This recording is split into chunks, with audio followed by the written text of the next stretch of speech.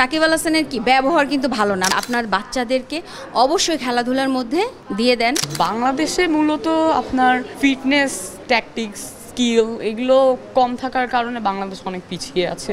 জুলাই কেন্দ্রিক যে একটা ইভেন্ট, এটা আসলে অন্য ইভেন্ট থেকে কিছুটা আলাদা কিনা, আর কিছুটা আলাদা স্পিরিট কাজ করেছে কিনা?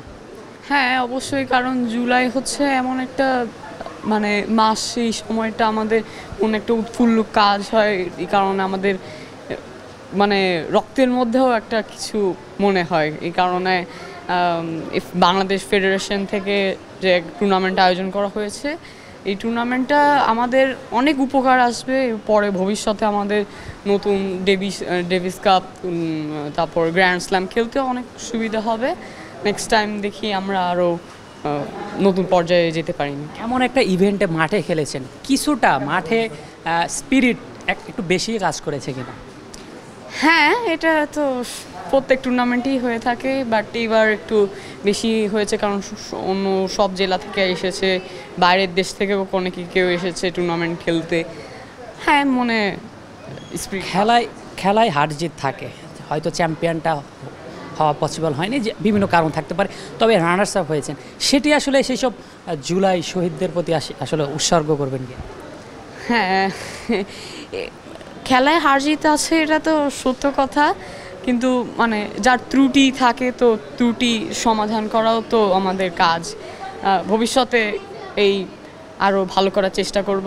এই জুলাই আন্দোলন যারা করেছে তাদেরও স্মরণ করার জন্য আমরা এই টুর্নামেন্ট আয়োজন করেছি বাংলাদেশ টেনিস ফেডারেশনে। ধন্যবাদ সবাইকে।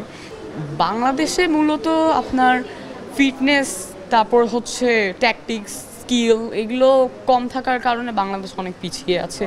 এছাড়া আরও ভালো ভালো কোচ, ফ্যাসিলিটিস, কোর্ট, বাংলাদেশে একটা কোর্টই আছে, এটা আপনার হার্ড কোর্ট, আর বাইরে তো আরও অনেক কোর্ট আছে।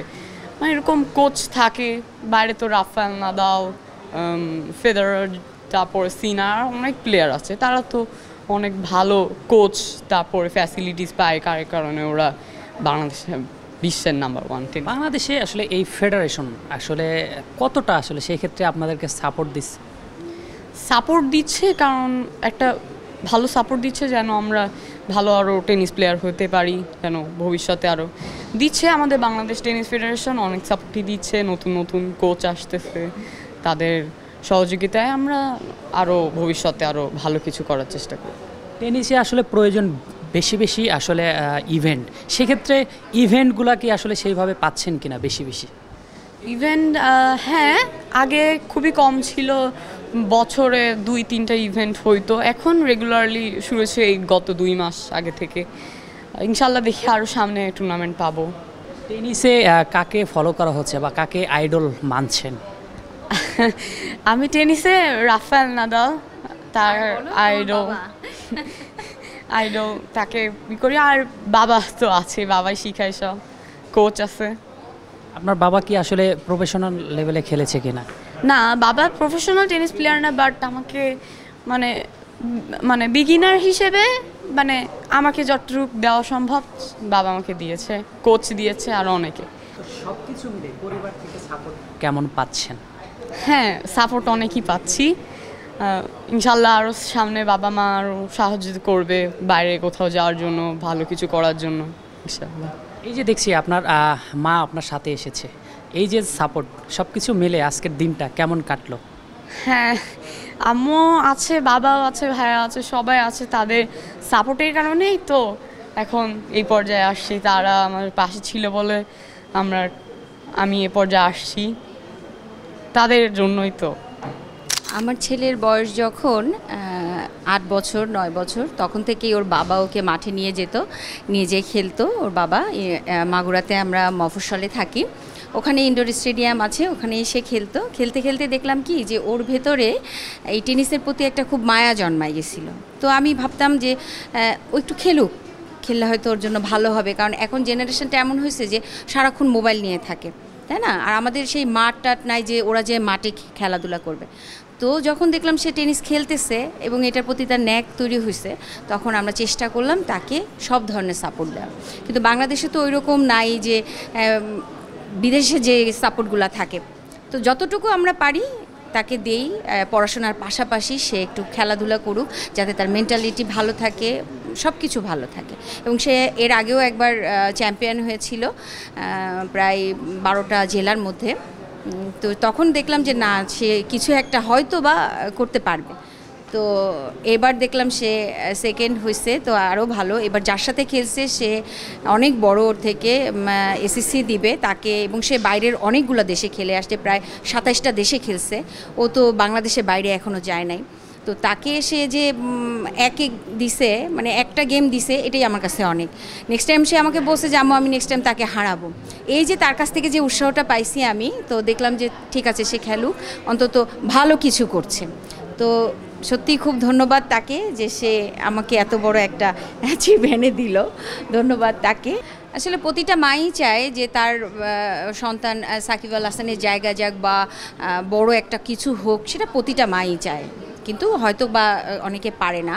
আমি চাই সে ভালো মানুষ হোক, এটা আমার কাছে খুব ইম্পর্টেন্ট। সে মানুষের মতো মানুষ হবে, গরিবদের সহযোগিতা করবে, ভালো ব্যবহার করবে, এটা আমি আগে চাই। তারপরে সে বিশ্বের যে কোনো জায়গায় ভালো কিছু করুক, এটা আমার কাছে, তার কাছে চাওয়া। আর সাকিব আল হাসানের কাছে, ও আমাদের একেবারে বাড়ির পাশেই তার বাড়ি।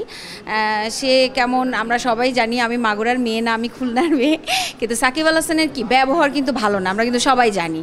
হ্যাঁ, ও অলরাউন্ডার হোক আর যেই হোক না কেন, তার কিন্তু ব্যবহার খুব খারাপ। তো আমি তাকে বলছি যে তুমি তোমার ব্যবহার দিয়ে ভালো হবা আগে, সবাই যেন তোমাকে চেনে যে অদ্রিয়ান জামান, তার ব্যবহার ভালো, সে টেনিস খেলছে, এগুলো আমি চাই তার কাছে। তবে খেলার মাঠে সেক্ষেত্রে মাগুরা থেকেই দুইজন, সেক্ষেত্রে কিছুটা আসলে স্পিরিট কাজ করে কিনা যে সাকিবের মতো অনেক বড় জায়গায় যাক? আসলে না, আমি আসলে ওটা চাই না কখনোই যে সে বড় কিছু হোক বা কিছু, তার ক্যাপাসিটি অনুযায়ী সে যেখানেই যাবে আমি খুশি। আমি অত বড় হোক, এটা হোক, এটা হোক, এটা আমি কখনোই চাই না। আমি চাই আমার ছেলেটা মানসিকভাবে সুস্থ থাকুক, খেলাধুলা করুক, পড়াশোনা করুক, ব্যাস। আল্লাহ তাআলা যদি তাকে ভালো কোনো জায়গায় দেয় তো সে যাবে। ওয়ান লাস্ট কোশ্চেন, সেটি হচ্ছে আপনি একজন মা, হ্যাঁ, আপনি আপনার ছেলেকে যথেষ্ট সাপোর্ট দিচ্ছেন, তবে এই খেলায় আসলে অনেক যারা গার্জিয়ান আছে তারা আসলে অনেক ছেলে আছে, খেলোয়াড় রয়েছে যারা খেলতে চায় কিন্তু পরিবার থেকে সাপোর্ট পায় না। যে আপনি একজন গার্ডিয়ান হিসাবে আসলে আপনার মেসেজ কি থাকবে তাদের প্রতি? হ্যাঁ, আমি চাই প্রতিটা বাবা মাকে এই মেসেজটা দিতে যে আপনার বাচ্চাদেরকে অবশ্যই খেলাধুলার মধ্যে দিয়ে দেন। খেলাধুলা করলে অন্তত মোবাইল ফোন বা ইন্টারনেট বা যে কোনো জায়গা থেকে তারা দূরে থাকবে। কারণ আমি যতটুকু জানি, মোবাইল ফোন সারাক্ষণ ব্যবহার করার পরে চোখে ক্ষতি হয়, আরও অনেক কিছু হয়, পড়াশোনায় হ্যাম্পার হয়, আরও অনেক কিছু হয়। তো প্রতিটা বাবা মাকে বলবো, তারা শুধু টেনিস তো খুব এক্সপেন্সিভ খেলা, তারা অন্য কোনো খেলায় দিল, বা তাদের মানসিক আরও বিকাশের জন্য তাদের মাঠে নিয়ে যাক, বই পড়ার জায়গায় নিয়ে যাক, এগুলো করুক, তাহলে সন্তান ভালো হবে। এবং আরেকটা মেসেজ আমি দেই, বাবা মা যে কাজ করবে সন্তান সেটা ফলো করবে। আপনি যদি বই পড়েন, আপনার সন্তান বই পড়বে, আপনি ভালো কাজ করলে আপনার সন্তানও ভালো কাজ করবে। তো বাবা মাকে অবশ্যই উচিত তাকে দেখে তার সন্তানরা যেন শিখবে এই ধরনের কাজ করা।